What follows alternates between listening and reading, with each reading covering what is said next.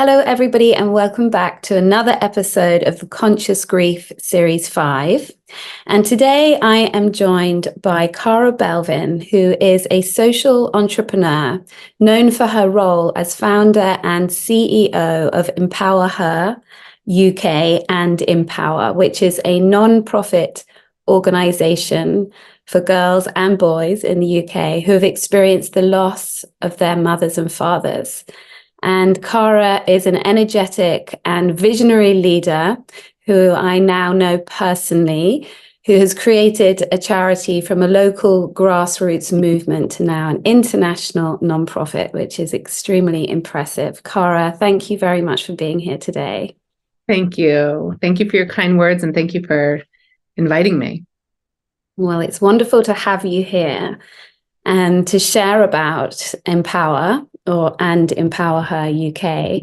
But maybe to begin with, you could share a little bit about your own personal story and your inspiration for setting up the charity. Sure, I'd be happy to.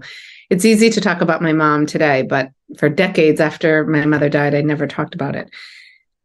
So my story is what I guess inspired the work that I do and why I started the charity now 10 years ago. In the first place, my mother, her name was Kit Murphy, and she died of breast cancer when I was 9 years old. My older brother was 13, and she was only 37. And she died of breast cancer after a 2-year battle. And, I look back on that time as, I can still say I had a beautiful childhood. I had a lot of love. We had an army of family and friends to rally around us that I was so grateful for. And I think out of that gratitude that I had for all the layers of support my family received growing up, I was inspired to build a charity and build a community for kids like me, and give them two things that I was so desperate for. I was desperate to meet another girl whose mom died growing up. I didn't meet anyone for, I'd say, about 10 years. It's like living on planet Mars. So this world was going on around me as normal, and I was trying to keep up, and that's exhausting for a child. But I was really desperate to meet other kids who could relate to the loss of a parent. And secondly, I was desperate to meet an adult woman who survived the loss of a parent. And in this case, I was looking for an adult woman who lost her mom in childhood and who could help teach me loss is survivable. Because I couldn't have been convinced of that. It was like a 1-ton brick on my chest growing up. And I just never thought it would lighten. And I had an adult kind of pulled me aside and said, I know what you're going through, and it is going to get easier, and it's going to get better, and you will get through this. I think that would have changed my life. And so that's what I set out to do. It was about 10 years ago when I started the charity here in Boston, where I live, and the charity grew. It just hit a nerve in the community, and it grew all the way to the UK, because really this is still happening. What I felt as a child is really, unfortunately, quite common today. Yeah, it truly is. And it's so touching listening to you just now and identifying, I was 9 when my father died, and I always kind of felt like weird, having a dead dad. And I don't remember when it was that in my life that I met somebody else who's had a parent that died. And it was always kind of an awkward conversation. And I think that when I did start to meet people who perhaps didn't have, even if it was divorced parents, I sort of started to notice that I had more of a connection with people like that. Sure. There was a bond. Like, I see you, I hear you. It's not the same. And no story of loss is the same either. You and I were both 9 years old. You lost your father, I lost my mother. No one said that one was harder or easier. But meeting people who know adversity lightens the weight. When you meet someone who knows what it is to feel real pain, the pain that kind of like brings you to your knees, that it makes your world less isolating. So I feel the same way. I didn't meet another girl whose mother died, or I never met a child whose father had died. But as my world opened up and I got older and I met more people, especially outside of our small world or small community or our school, when I met people who knew adversity, I think that's really when I was like reborn. I just thought like, oh, okay, I'm not the only one. There are other people, all over the world today going through something painful and still moving forward. And that is inspiring. That is, that's community, in my opinion. Yeah, it truly, truly is community. And so 10 years ago, perhaps you could explain, the sort of the founding event that you created.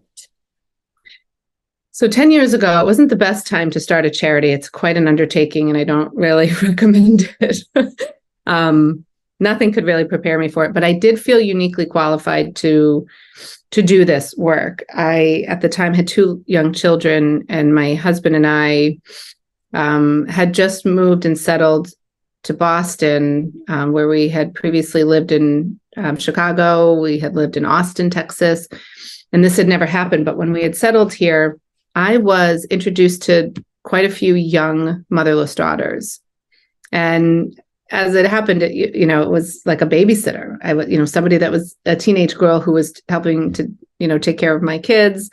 And then very serendipitously, or just ironically, learning that their mother had died. And that had never happened to me at any other time in my life. I had never held space with a teenage girl whose mom died. And I was finding that, oddly enough, their experience wasn't much different than mine 30 years ago. I thought like, oh, wait, like who solved this problem? Like, why do you still feel so alone? Why don't you have community? And you don't really have a resource. No one's playing a game of connect the dots and introducing you to other girls like you that you could connect with. And so I had this nagging idea for a charity, and it kind of nagged at me for about a year. And then I finally, one night, put the kids to bed. I looked at my husband and I said, I think I'm going to do this. I think I'm going to start a charity. I'm going to call it Empower Her. And all it will exist to do is take teenage girls away on Mother's Day, because that was such a lousy time for me growing up. And I knew it was the 2 months leading up to Mother's Day that was almost worse than the day. And I was recognizing that's where I felt different. And that's why I felt so sad. That's where my pain was heightened, was the missing my mom, for sure. And then the also like ever present, well, you're the only one going through this. You're the only girl in the world whose mom died. You're the only one not celebrating with your mother and feeling this way. So I thought I could prove them wrong. And I did. I that first year, 10 years ago, just a few girls came together, 7 girls from across the state of Massachusetts came together.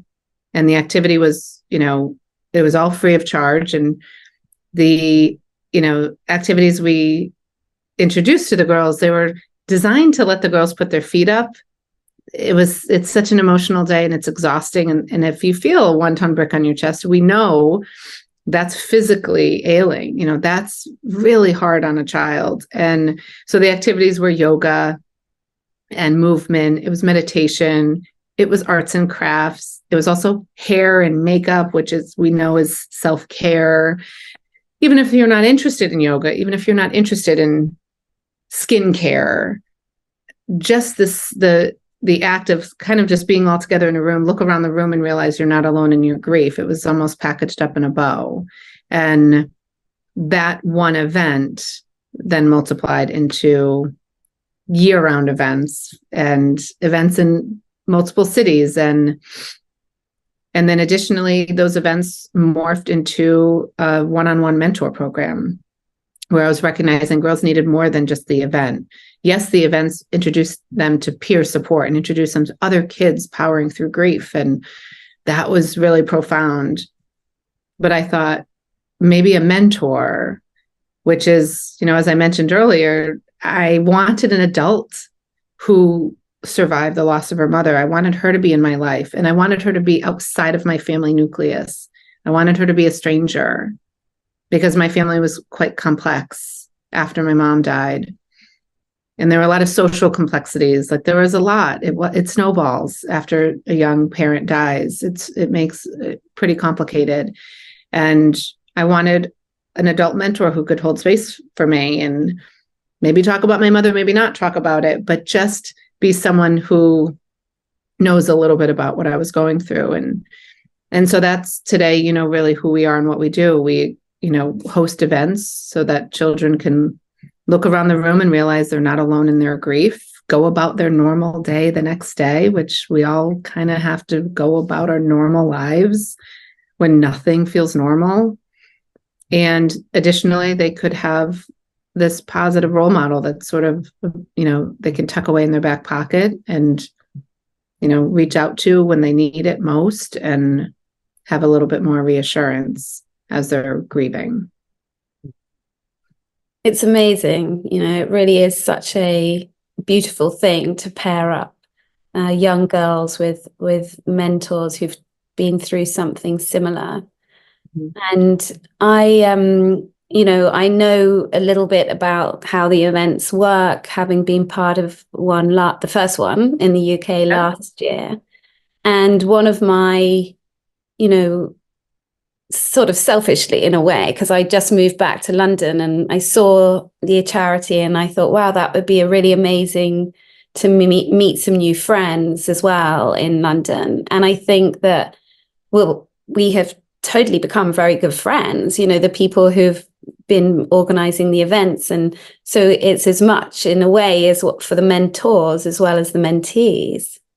Yeah, that's the gift. I mean, when I set out to start a charity, yes, I was serving children, but I knew I could build community with the adults. I knew that if the adults built and role modeled for the younger generations how you can lean on each other, how it's okay to not be okay. It's okay to talk about your mom. It's okay to not talk about your mother. And in those friendships, and I can tell you in that room, I mean, you and I were in that room together with just a few girls and just a few adult women, and girls supporting girls and women supporting women. That's really, really powerful. And girls are watching. And so I knew selfishly that Empower Her could help the adult woman grieve. You know, we're careful to say that because that's irresponsible for me if I'm not really here dedicated to only serving adults. But I knew this was healing. I knew it was for women like you and I to be in service to a child. I think that's what fuels your soul.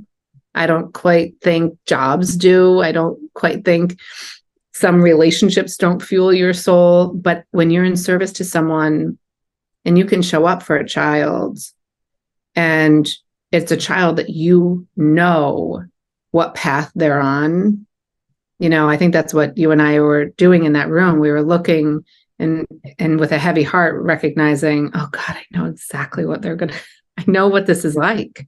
Mm-hmm. And so it's packaged up in a bow and it's beautiful and peaceful. Like kids in grief need peace and joy. There's not a lot of peace and joy for anybody who's in real pain.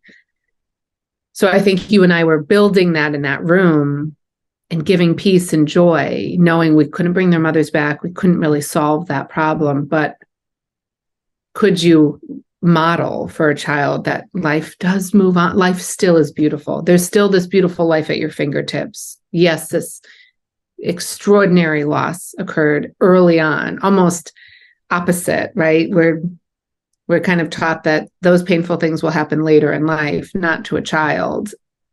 And yet you and I were 9 years old and had this extraordinarily painful event. And then when you were 21, had a painful event, losing your mom. I just hope that what we're doing feels healing and feels really good to us, but models for the girls that there's still beauty in this world and in good relationships, and there's still peace. There is joy. You know, our bodies can hold both grief and joy. I learned that at our first retreat. An incredible yoga instructor like you held space, donated all of their time, and taught a yoga class to the girls at the retreat. And very casually at the end of the yoga, she said, she gave a great lesson about a castle, about our bodies being a castle with rooms and rooms that can hold a lot of different things. But I never had this visual that my body was a castle. And she was trying to illustrate that our bodies can hold both grief and joy. And no one told me that.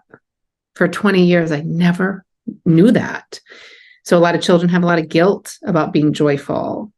They have, or I mean, they just can't get out of that deep sadness. So there's no joy. There's only grief at times. And, but isn't that such a beautiful lesson if you had just learned that when you were younger, you know, how that would change the trajectory of your life, that there's going to be grief and joy and you can hold both, you know?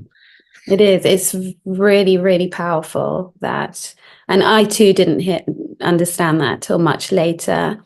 And I was curious to ask you a little bit about your own grieving process, because as you know, adults who are bereaved as children, it often doesn't surface much later in life. And the reason I call my work conscious grief is because I felt like I was really unconscious about it until, honestly, my mid-30s. So yeah, would you be open to sharing a little bit about your experience? I think it's absolutely true what you just said. And I've heard some of our mentors at Empower, and I kind of hang on their every word and it guides me. And because all of our experiences are so different, someone said to me, I felt like I've been asleep for 20 years. Can you imagine? But it's true. That's a true story. My mother died when I was 9. I didn't talk about her for 20 years. And that is a true story. Like, I'm so casually talking to you about this because when I started the charity, I realized, oh my God, I'm going to have to do that thing that I avoided so beautifully. I had a script. I excused myself from conversations for 20 years. I avoided the topic with my dad, with my brother, with my best friend, with my husband. And then all of a sudden I realized, yes, in doing this kind of grueling work of running a charity, which is hard to fundraise, it's hard to operate, or organizationally and programmatically. But I knew I'd have to talk about my mother, and I was willing to do it when I was I was 36 years old at the time. The way that I would kind of interpret conscious grief and why it was unconscious for me as well is my body was on autopilot. And I learned this much later. When I was 9, my mother died. And no, I didn't have a goodbye. Most people misunderstand that and think, well, it must have been easier, Cara, because your family was prepared, and we were not. The truth is, we didn't think she would die of breast cancer. We thought she would survive it. So I did not have a goodbye. She sadly didn't have a goodbye to us. So my mother died, and it was shocking. And I went 100 miles an hour for years because I learned rules that you're not allowed to talk about this here. You will suck the air right out of this room. So as a child, my brother and I followed rules that whoever made up. I don't hold any ill will, certainly not from my father or teachers or family or friends. But the rule was, you are not allowed to talk about this. When I left the home, which was, for us here in the States, I left the home at 18 and I went to college. So that first year on a college campus was when I grieved my mother. And I looked at my roommate in the eyes. And this is a true story. It was maybe the first week I was on campus. And I said, oh my God, my mom died. I mean, it had been 10 years. And it was as if I was asleep for those 10 years, moving forward 100 miles an hour, of course, getting good grades, of course, looking the part, a classic overachiever, which I regret. But I was reborn at age 18. Like all the research says, a lot of children will grieve at the time. Well, they will grieve when they leave the childhood home if they hadn't grieved at the time of loss, which my goal at Empower Her is to give children an opportunity to grieve at the time of loss, or else it can become unresolved or congested. So I believe unconscious grief was what I had. I couldn't articulate that, Tara, but it's why what you're doing is so important. Shouldn't we all kind of hear this and learn this and then see if maybe that's what that was? And again, to no one's fault, but that's what happened to me. Mm-hmm. Yeah, it is very interesting. I've not heard that before, actually, about the child leaving the childhood home and then it sort of comes up for you. And why do you sort of regret there about the overachieving?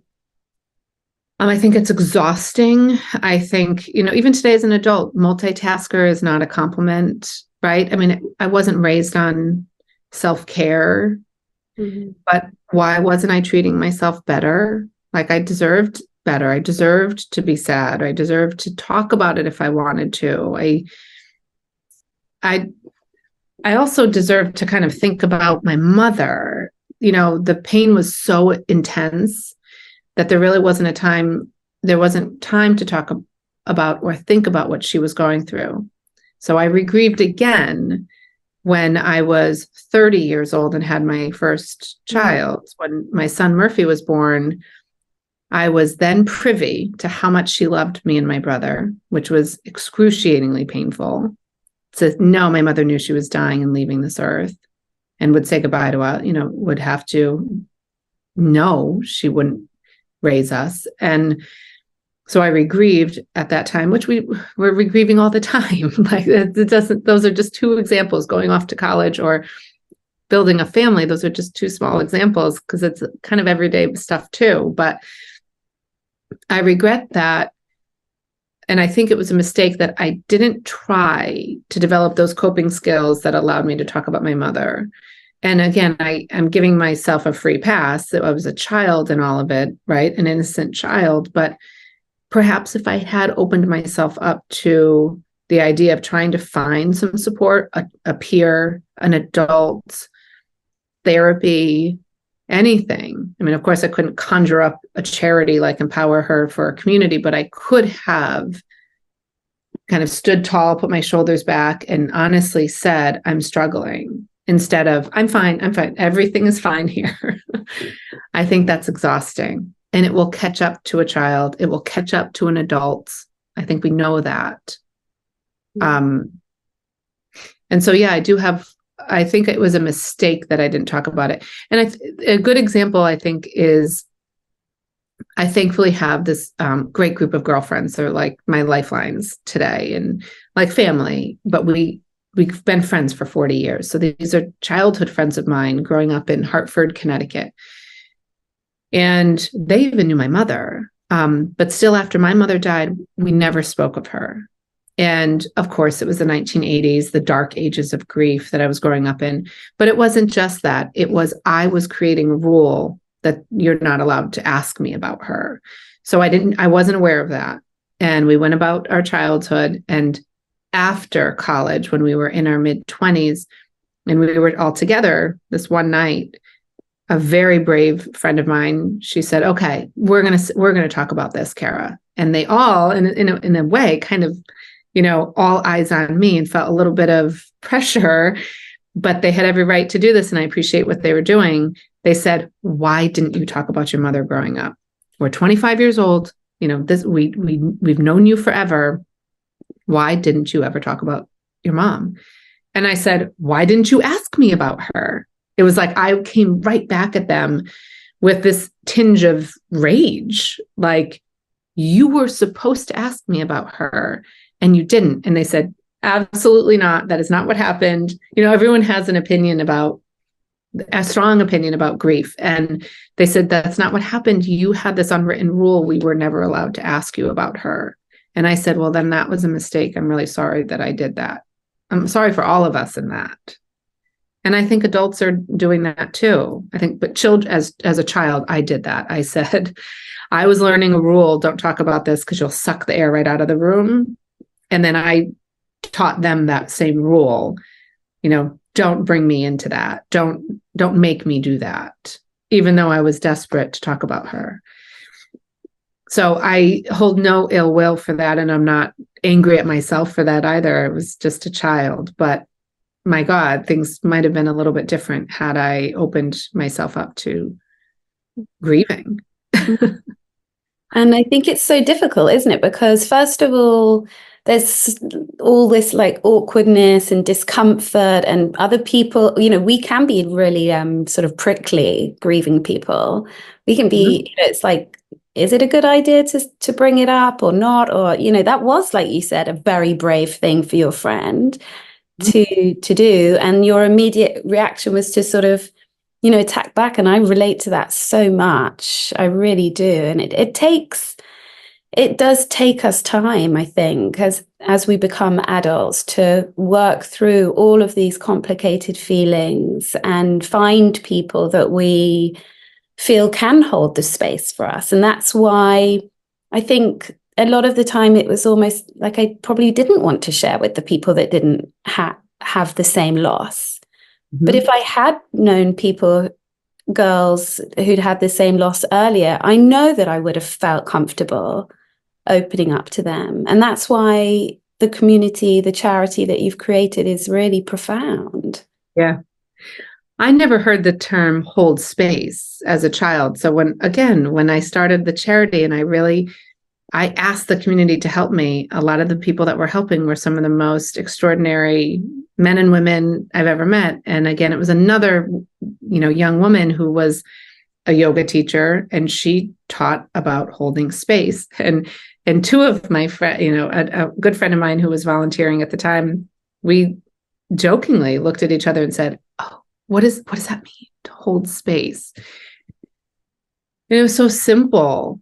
That's just to sit here and be present. If I tell you this really hard thing and you don't run away, that's holding space for me. Then I'm going to learn that it's okay to do that maybe next month if I really need to or feel it. I don't need to every day, perhaps, but it's rules. It's like it's teaching rules for people who like rules, which I like rules.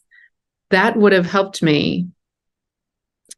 And I think that's what kind of breaks the cycle too of, all of us saying, we say things in grief that I've heard too, especially from men and women, perhaps of our generation, Tara, who did have a loss in childhood, or maybe it was a recent loss, but a painful loss. We'll say things like, well, that happened a long time ago, and I'm okay with that. Like, I'm over that. I mean, because they learned a rule somewhere along the way that you should be proud to say, oh, no, I've already covered all those bases. I cried enough about that.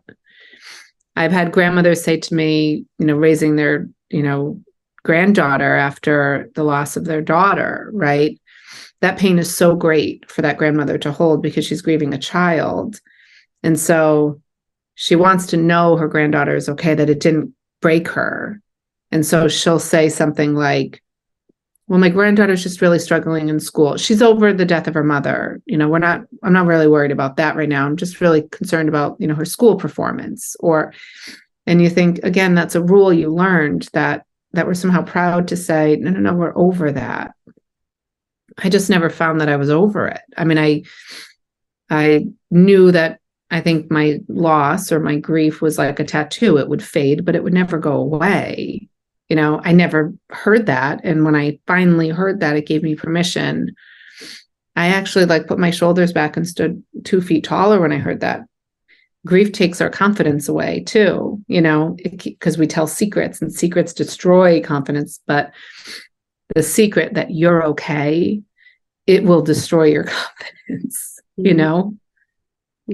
Yeah. It's true, because we go around pretending a lot that we're okay. And I just didn't want people to think that I was like a pity case or messed up. I used to lie about having therapy because I thought people were going to judge me, and all kinds of things that we do because we are worried about what other people think. Mm-hmm. And it's really heartbreaking, on top of having to go through what you've gone through. Yeah. The missing your dad, the missing your mom is hard enough. And then can you imagine all these other things get compounded on top of it? Mm-hmm. The lying that you're okay. I've met women who've said, oh, I lied for years when I was away at college, or when I was moving to a new city and meeting new people, I would tell people my parents were divorced. And it's like, how did you even get away with that lie? I don't even understand how you would get away with that lie. And yet you thought you were that good of a liar, and you felt like you had to lie about that. You had to say you were going to therapy or lie and say you were not going to therapy. Again, all these rules that, that make a really sad situation that much sadder, you know? Yeah, totally. I just thought it might be interesting for people to understand the difference at the moment with the UK and the US, because as I introduced it, I said Empower and Empower UK. So perhaps you could just talk us through that. Of course.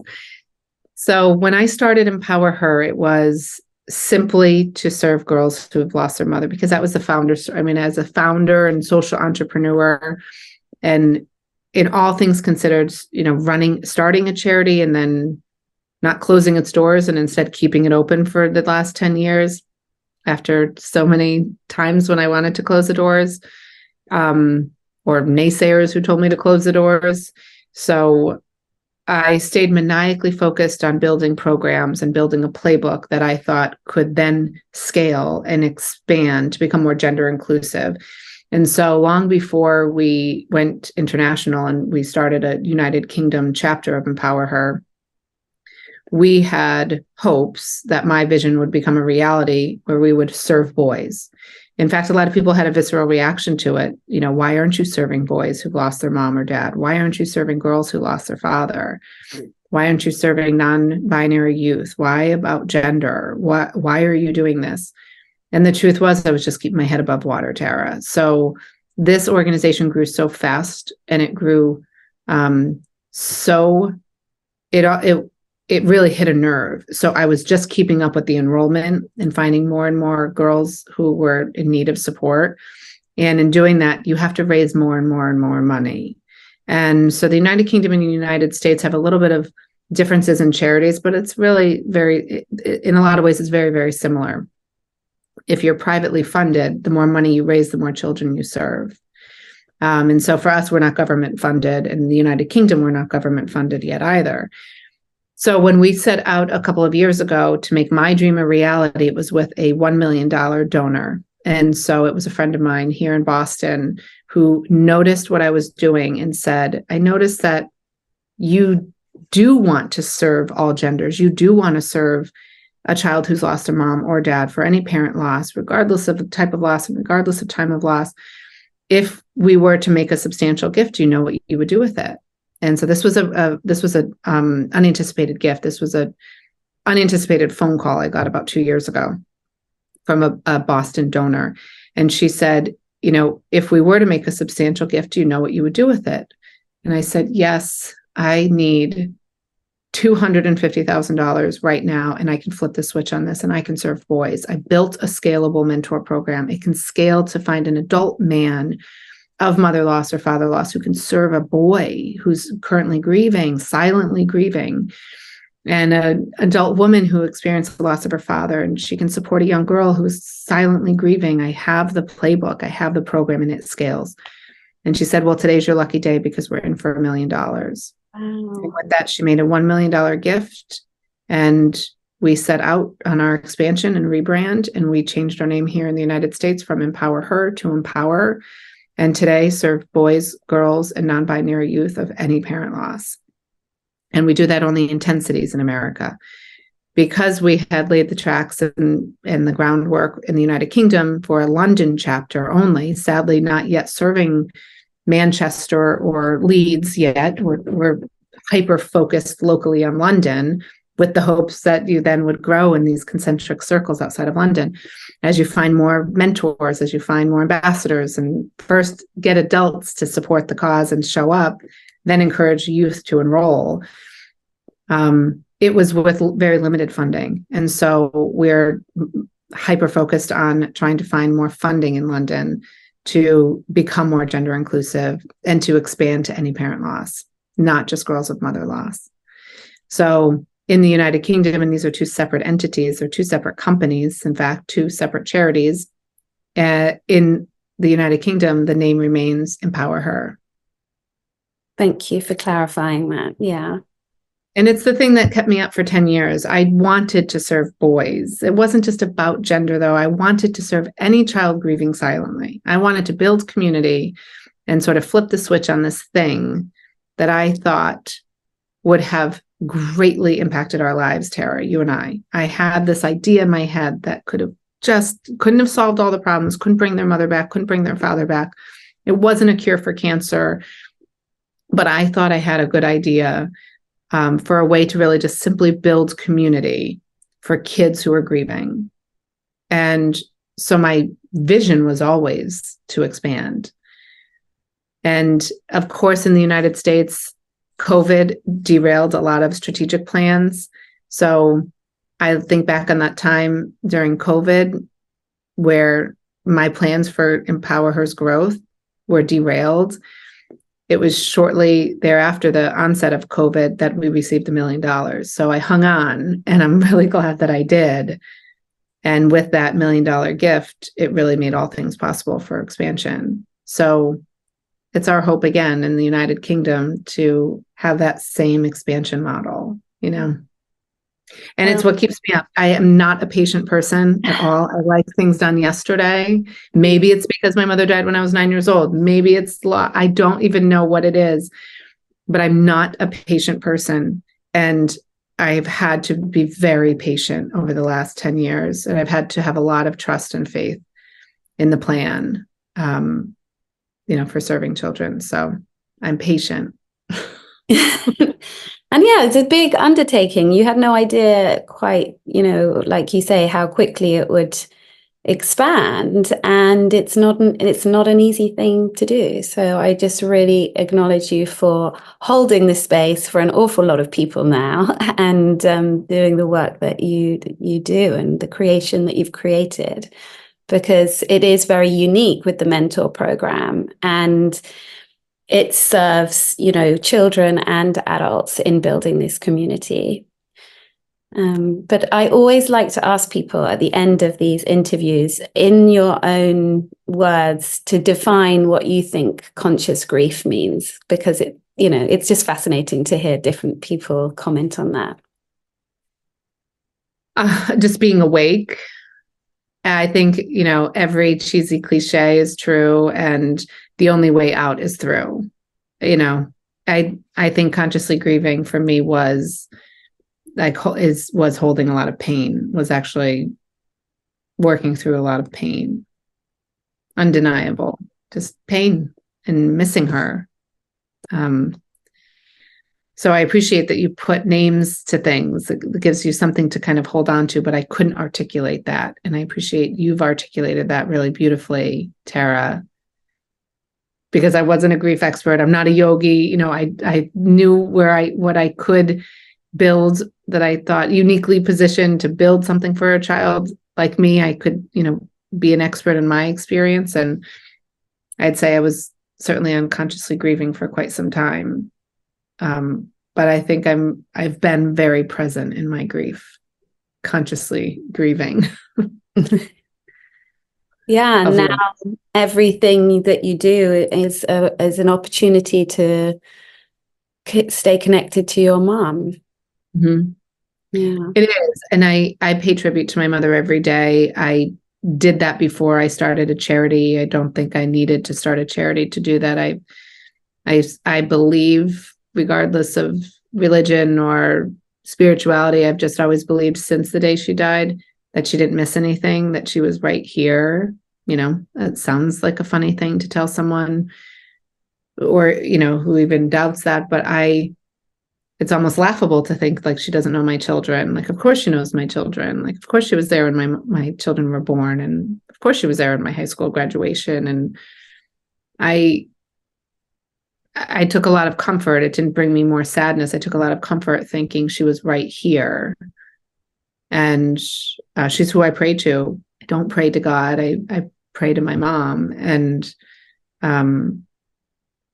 so I've never felt alone from her. I mean, the preference would have been physical presence, but I never felt she wasn't here with me. I didn't feel she neglected me or abandoned me. I felt she was here, very serendipitously putting me at the right time and place, all my life. So, and I know no different, sadly, we know we had no choice in that matter. So I know no different than that, but. Well, I really relate to everything you just shared. I truly believe that as well, that they are here, and I think that they're helping us and supporting us and guiding us, and that is a special thing in itself, that just to remind people that who are open in that way, that we have this support. And as you say, we would much prefer that it was not in the spiritual and that they were still here to love and hug and laugh with and have a glass of wine with and gossip with, and but we will Answer the also be question. thankful for our guidance and help. Yeah. You're right. You're absolutely right. Is there anything else, Cara, you would like to share before we finish? I'll share my favorite quote Oh, if please, I yes, can. I please. love this quote.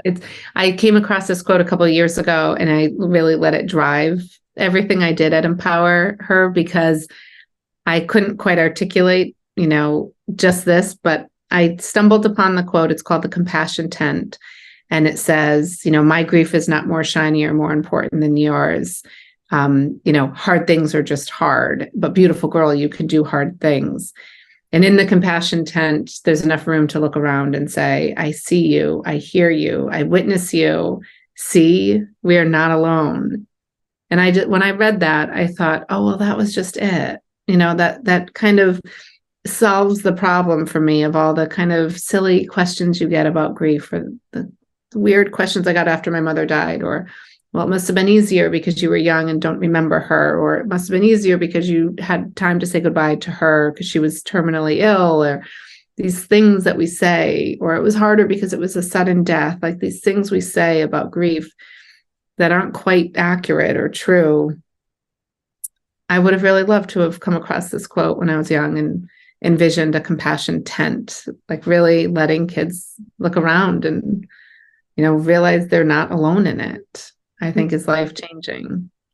It So yeah. really is life-changing, and it's super interesting because, as you say, through your community and allowing girls to connect and feel their grief, for me, that's like kind of the pinnacle for the conscious grief, because I think before I grieve consciously, I was pretty shut down and hardened, actually. And so when I really began to, as you say, feel the pain and lean into it, there's there's an opening and Mm-hmm. and more compassion.